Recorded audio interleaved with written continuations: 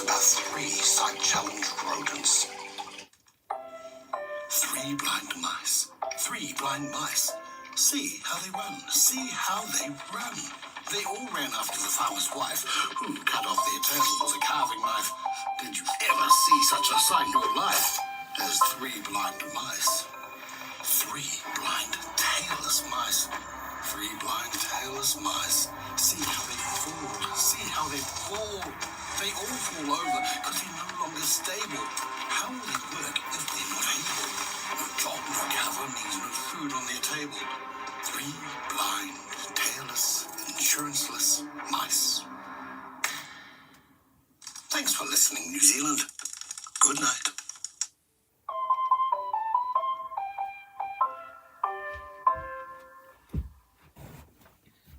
Grammarly can help you write quickly and confidently, so you never have to slow down at work. Instant corrections make your writing mistake-free, while keeping it short, sweet, and fitting in tone. Join more than 20... Hello, my friends. It's nursery rhyme time. This is one of my favorites. It's about an unfortunate little egg. Humpty Dumpty sat on a wall. Humpty Dumpty had a great fall. All the king's horses and all the king's men couldn't put Humpty together again. Humpty Dumpty's yoke started to run. Humpty Dumpty's time might be done. All the king's horses and all the king's men couldn't resuscitate Humpty, and then Humpty Dumpty's wife arrived. Humpty's pronounced no longer alive. All the king's horses and all the king's men explain her new financial burden. Humpty Dumpty had no life cover. Humpty Dumpty just didn't bother. He's left behind a financial shambles. Don't be like Humpty. Don't get scrambled. Thanks for listening, New Zealand. Good night.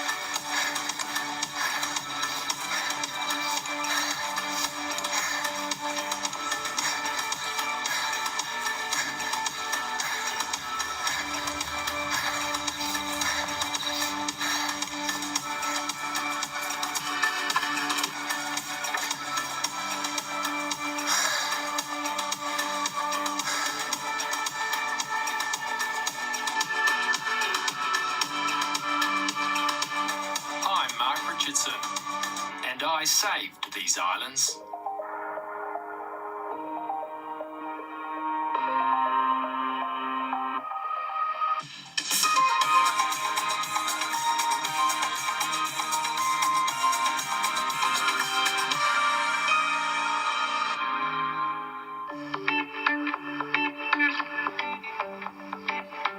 Actually, did I save these islands, or did these islands save me? You see, I run for fun, I run for health, I run for mental well-being. And thanks to one very special event, I've also run for the health of the world.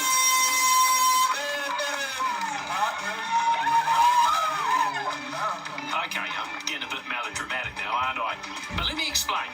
The Partners Life Duel here on Motutapu and Rangitoto is more than just a multi-sport race. First up, it's beautiful, and it's an absolute bastard. That there is the start of the marathon. Views? Yeah. Fun? Oh, I don't know. By the way, I did the marathon a few years ago, and I nailed it. Well, not really. And that's why I'm here now to celebrate the 10th birthday of a race that's raised almost $500,000 to help restore Motutapu and Rangitoto in Auckland's Hauraki Golf back to their original glory. Alright, technically it wasn't just me who saved these islands. It was all the walkers, riders, runners and triathletes who raced for and now on this island sanctuary. So who came up with this genius idea? Was it you? No? Ah, it was your boss then, was it? Well, I've been farming that island for almost 26 years and going for runs on Mototapa, and I thought, hey, why can't we do something out here to get people out? It's a hard to get to place. So I got in contact with Aaron, and the rest is history. The Holy Grail event is putting people into an event that normally they can't access. So, classic. Mototapa, you're not, Rangitoto, not allowed to ride your bikes any day except the day that the duel is on. So for us, it's about saying, look at this amazing spot, get off the couch and come and get active. The duel has been a great success, minimal environmental impact, bringing in maximum funds. Surely that has to be the way for New Zealand for the future. Maximum funds. I like the sound of that. But I like even more what you've done with the moolah. And if you'll come with me and Farmer Braddock, we'll take you on the journey. Starting at the bridge that joins the grand old daddy of Motutapu to Rangitoto, the fiery young upstart. So just again, so Leah is how many years old? 180 million. 180 million. And that's how old? 600 years. Can you imagine the fire and the brimstone and the burning and everything, and people living here? There's a power site just up here. They would have been terrified, wouldn't they? Rangitoto is so well known, and it's nice to be able to talk about Motutapu's proximity to Rangitoto. Everyone knows of Rangitoto, and often people don't know Motutapu because it's actually behind Rangitoto, and from the Auckland's waterfront you don't really see much of it. And here's something else many don't know about Motutapu. For a time, it was the most important island in the country. This still feels very military, hey? You've got the sound. This was the main defence for Auckland in 1942. If it hadn't been built, they say that we may well have been visited by destroyers that knew that we had no defence, and they may well have come in and bashed up Auckland a little bit. So this is the gun pit where the gun structure was attached to. Shoots about 30k, isn't it? Yeah, 28 to 30 k's, 45-degree angle, 6-inch gun, very powerful. Over the horizon, that's crazy. Apparently if you stand in the middle here, Stand right in the turns middle. into stereo. It does, doesn't it? It does. This is amazing. I can just hear my voice all around me. I quite like that, actually. It's a great place to stand if you like the sound of your own voice. And this is a great place to stand if you like a heck of a view. Great wartime high ground, but when the war was won and the soldiers left, the island quickly succumbed to an enemy of a different kind. This was a weed-infested, pest-infested, run-down island. There were wallabies running around. It was just infested with rats and feral cats. You name it, we had every pest known to man. And the weeds were extraordinary. I mean, you couldn't envisage just how bad in terms of deterioration. I can fully understand why after the Second World War everyone wanted to abandon those sorts of places and forget about them because they had such terrible memories. But now those sanctuaries represent the epitome of what we call clean green New Zealand. It's ecology back thousands of years. We're recreating what was there and what New Zealand is famous for. Speaking of which, this famous New Zealander is about to get a great name and a big responsibility.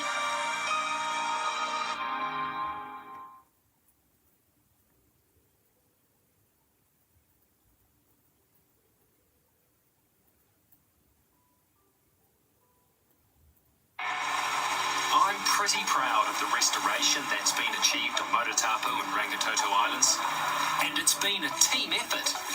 In 1993, the Motutapu Restoration Trust said enough is enough and sent an army of volunteers to set about planting a reason for the bird life to return.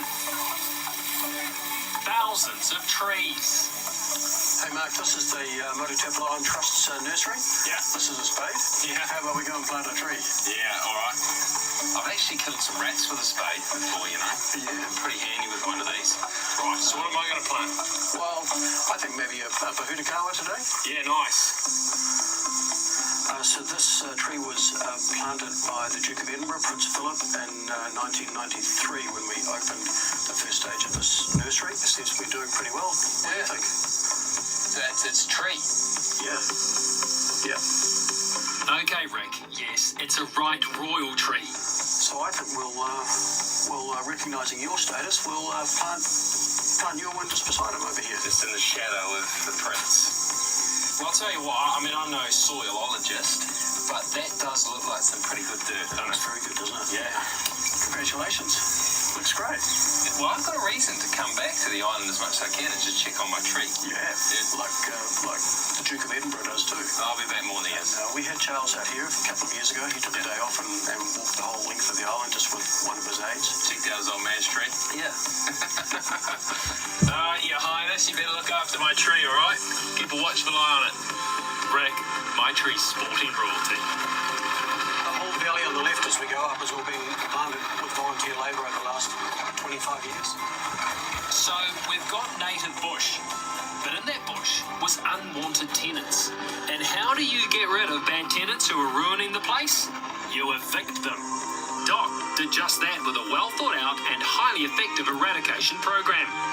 And with the predators gone, it was safe to bring back the original occupants of these islands who have been quite scarce of late. We celebrated by releasing the takahe and the tieke. And since then, we've been able to add more species to the mix. All the kiwi released on Motutapu get a special send-off. James Brown from the local iwi does the honours for kiwi number 54. Just welcome.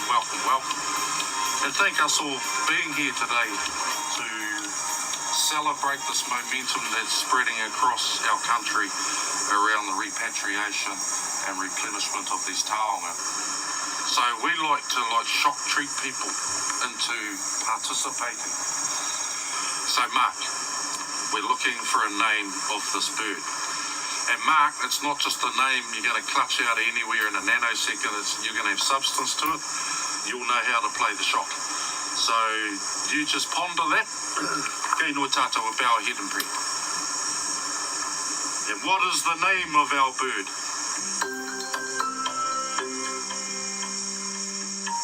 Oh, I've got nothing.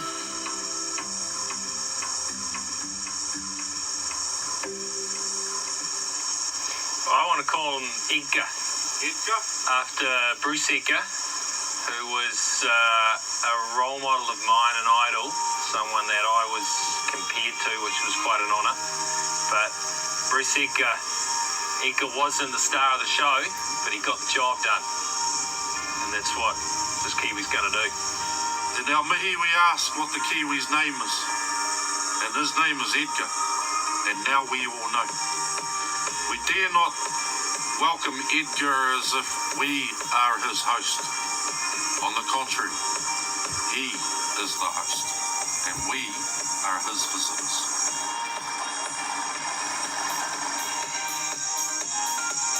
New home, Edgar. New home. I think you're going to quite like it. Alright. Yo, Edgar, you're about to go off and play your first innings on Motutapu. Safe and steady, alright? Take your time, and it'll pay dividends further down the road for you. Alright, mate? Get out there, and the good news is you're not going to come across any Australians, so you'll be right. Not that you weren't very good against Australia, of course. Edgar was just a little bird too. How old was he? Yeah, Edgar is, I think, 36 days old, so around 5 weeks. Yeah, so that's quite typical. Kiwi are quite incredible. So they hatch like a little miniature adult. So as you saw him today, that's how he hatched, just a little smaller. So fully feathered, eyes open, and they're quite independent birds. So he'll have to find his own territory. So if there's some settled here in the prime real estate, he'll get bumped to the suburbs. Now it's safe, they're releasing up to 50 kiwi a year, so Edgar will soon have plenty of batting partners. But kiwi aren't the rarest of the 6 native birds released on this island. There's 26 takahe and only 347 in the world. We thought they were extinct, and then a couple of them turned up in Fiordland. Well, so Hazel tells me, and she's like the bird mum on these islands. How's the takahe? Its numbers got so small. Because it's flightless, it's really vulnerable. So, cats, dogs, you name it, they're gone.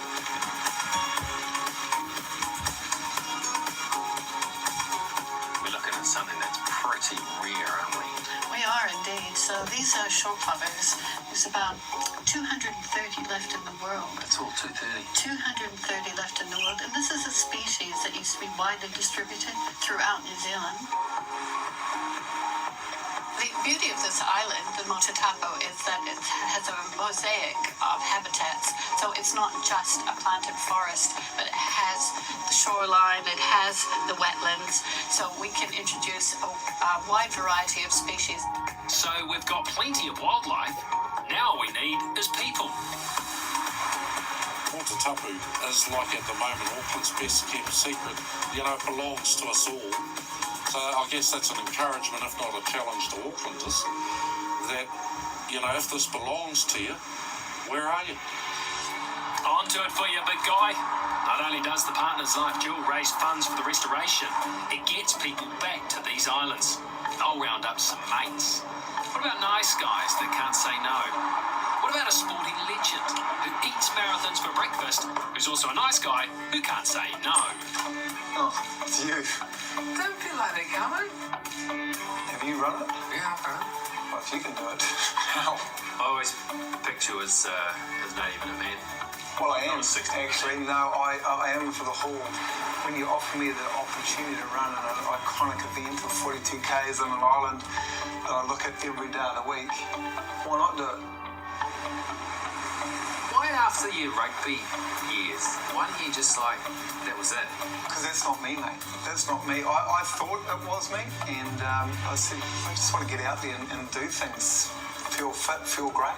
But I have learned in time that you can't run slow enough in some of these events. Yeah, people will see me walking uphill, there's no question about that. Oh, I've been beaten by events. There's no shame in saying that.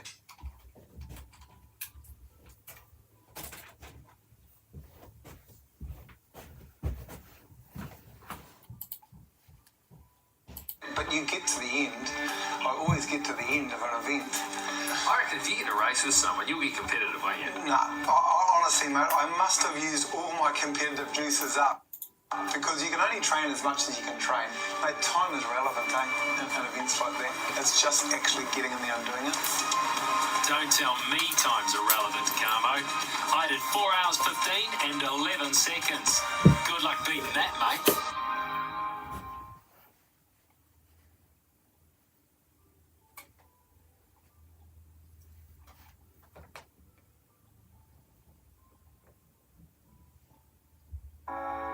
Partners Life Jewel on the islands of Motatapu and Rangitoto is one of New Zealand's best multi-sport events, but it's an absolute bugger to organise. Everything that you would expect to see at any event you've ever done needs to be transported either or mostly on big barges or boats to there. So that's bikes, it's people, it's all the equipment.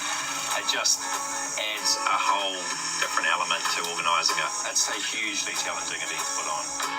Over 2,000 register for walks, half and full marathons, as well as triathlon and mountain bike races.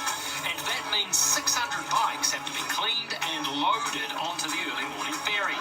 About 20 kids from Westlake Boys do most of the donkey work. But don't worry, it's not a sweatshop. They get paid, although they do get very sweaty. Legends, every single one of them. Then Dock Biosecurity do their checks, and the 4 a.m. ferry heads for Motatapu's home bay, where it's a fast and furious unload.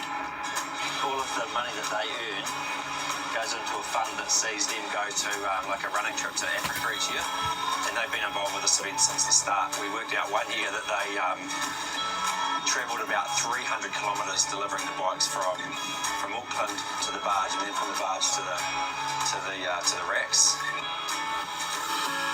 Dealing with that little stretch of water there, which just kind of complicates everything. But then you get here and it's all well worth it. And when you do get there, be assured you'll be arriving blurry-eyed and bushy-tailed, but pest-free.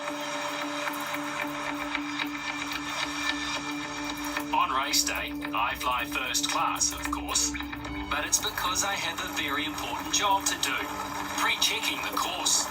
There's a summit of Rangitoto, and you run up there quite early in the mountain actually, and then you scoot down the other side. You feel good at that point. Really cool part of the event.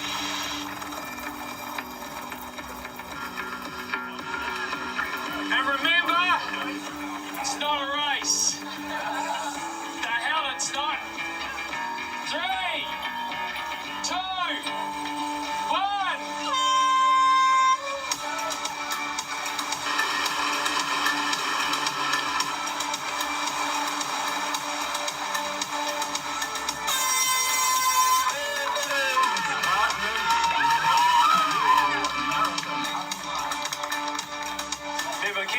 fitness to go out fast and strong, go out hard. You know that, don't you? Rick, that's your key, okay? My key is slow and steady, right? Like a snail. Yeah. What was it Carmo said? Slow and steady. It's key, slow and steady. Slow and steady at this point. You'll be reeling them in towards the end. Good news is you come back down this hill.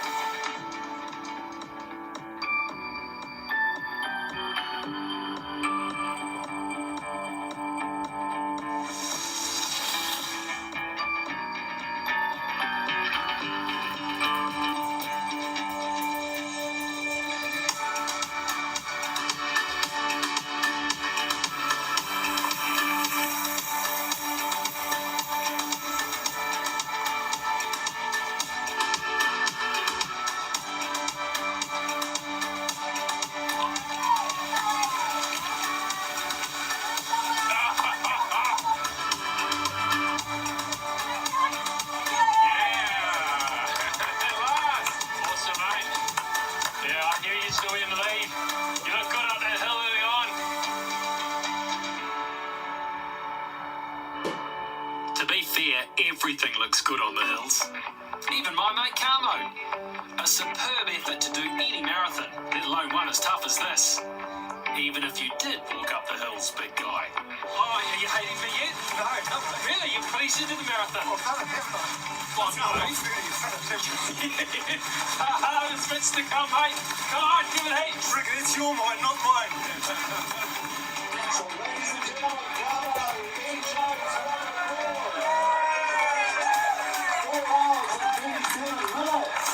So many special places in this awesome city, and this is one of them. So yeah, real pleasure to actually come out here and run that. It's tough. Look, every marathon's tough, whether it's on flat or whether it's on hills, like we've had over here. But everything you should ask for in a race. From All Black legend to World Cup winner, Sir Graham and his wife Lady Henry made the trip from Waiheke for the 10k walk. Easy, was it, Sir Graham? Not easy. But it's enjoyable. We had good company. I was with Rayward. But we get to 12 on Waiheke a couple of weeks ago. Much easier to 12 than the 10 here because it was up and down hill, uneven surfaces. You know, it's just great for the country. Having these projects, looking after our native species.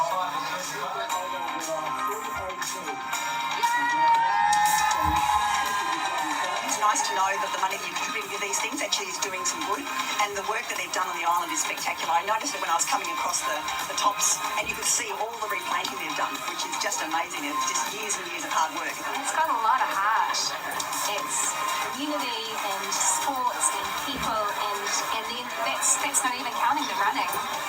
And you start running, and I can't think of anywhere else in the world that you get this variety of terrain. And it's grueling, but it's just extraordinary. It's just a special place to run, really, isn't it? Awesome. No, we'll do this again, definitely. And I can't think of a more fitting finale than a guard of honour for 3 marathon runners who've completed all 10 Partners Life Jewels. And the bloke who helped make it all possible. One of the guys who's part of that club joined us and added like 5k to his day and came in with us. I saw them across the other side of the valley over there, and I thought, so I just tucked back up and over and joined them and did another lap. And that's the thing about trail running, no one leaves you. Typical Wayne style, he said, I'll be back next year, you know, so will I.